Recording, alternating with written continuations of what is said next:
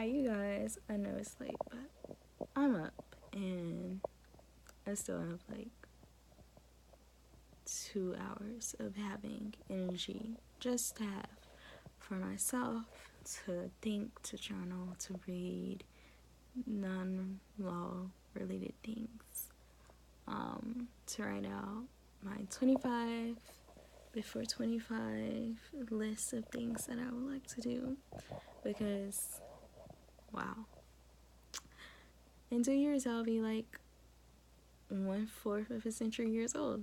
That's pretty cool, isn't it? But I had thoughts because I went to my second fair on Friday and I was like, there's like so much more to be said about going to job fairs, career fairs, internship fairs, externship fairs, meeting all of these employers. I feel like diversity events and like little law office networking events, it's like there's so much more personal interaction because it's like it's smaller, it's a more intimate setting compared to a job fair where you're just like going around doing table talks to individuals that you're like, oh, I'm interested in you, but it's like you it's hard to start like the conversation sometimes because it's like, what do I say to this person? And I don't know, y'all.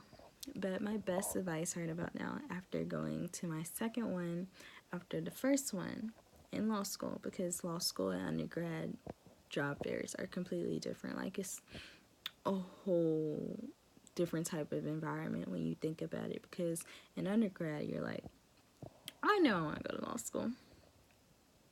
For some people.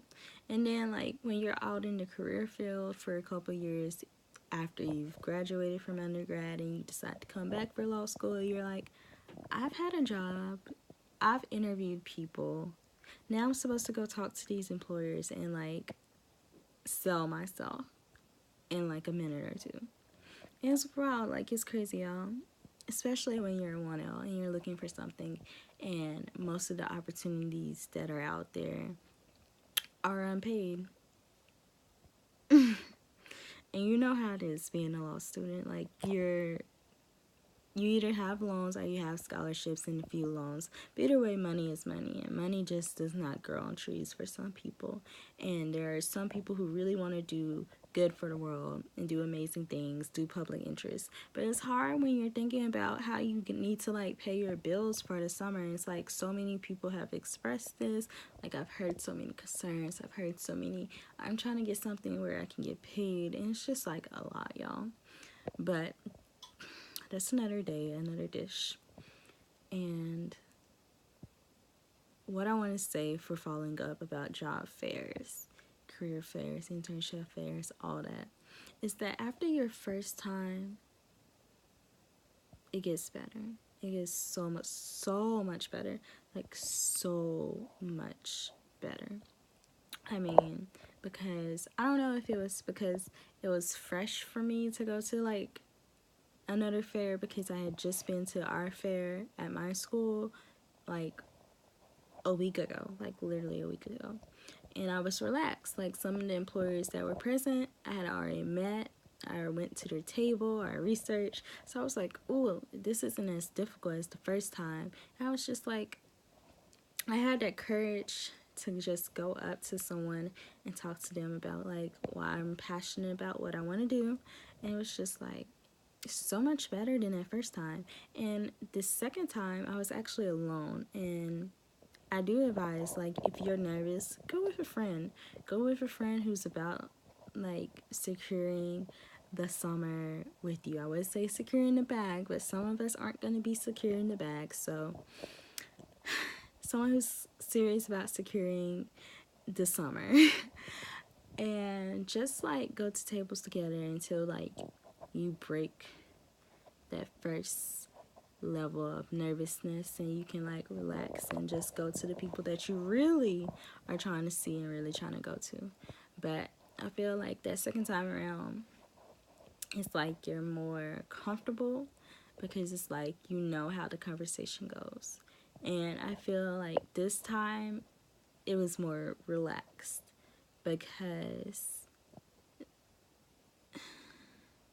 it was less questioning to me, to be honest, because I was following up with some people about the internship opportunities they had, and I took the time to actually ask them questions about their program that I had over the week to like really see if they were like gonna be a good fit for me.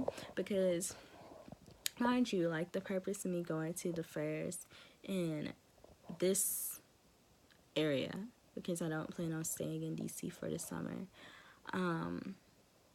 I was all for the purpose of like trying to figure out where I want to apply for the fall and spring, because I would like to have an internship or externship every semester and get the full experience to see where I want to go in public defense, and just not like limit my options to that spectrum of defense work, but also like expanding myself to like more specialties like mental illness, juveniles, post conviction, capital.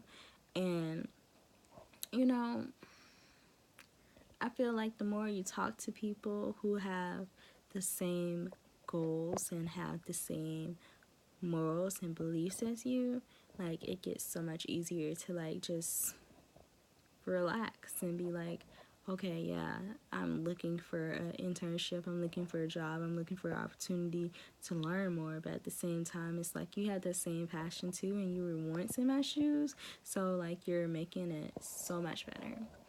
And honestly, after the fairs, you should really take the time to follow up. Send an email, send a thank you. Yeah, they're getting like a ton of emails, they're getting a ton of thank yous, but it's worth the effort. I would suggest like a few days after, but honestly, to be real, in law school time, if it takes you a week, 2 weeks, it's better to say thank you than no thank you at all. And it just puts your name more out on the radar anyway. And after that, just start on your application. That's all you can do. If they want you, they want you. If it's for you, it's going to be for you. And honestly, if you don't get something that you really, really want, don't be pressed. Look for the next great thing, because you will be placed in the opportunities that are for you. Everything that people do may not be your purpose, it might not be your destiny, it might not be where you're meant to go. So I would just say to trust God's timing and to like trust his placement, because yeah, we get into like this system of thinking where we're just like, dang, I really thought I had it. And it's okay. It's okay to get rejected. Like, it's okay. And I know this deviates from like talking about fairs, but this is like the next step that you need to prepare for. That you need to prepare for is getting rejected, because everything you apply to, you won't get in. My first application, I really, really, really, really, really wanted to get in, but I applied like super late on the deadline. I kind of knew I wouldn't get it because I was applying so late and it had been open for like months. But it was my first semester and I wasn't really concerned about the summer. At that point, I was concerned about adjusting to law school and life in a new city. But that doesn't mean that I don't have a place for it in my future. And I feel like you have to keep that type of mindset. Like, just because it doesn't happen right now, it doesn't mean it won't happen later. So keep that in mind too. And whenever you're table talking, just remember to be yourself. And have everything that you need with you, and it's gonna be a-okay. Like, that's all you have to think about. It's gonna be a-okay. And thanks to Dr. Thompson for like giving me the word a-okay, because I'm telling you, that's how I made it through law school this first semester and exams undergrad. These are a-okays, because it's gonna be a-okay in the end, period. So night, y'all. I'm going to read. I will soon be talking about the truth.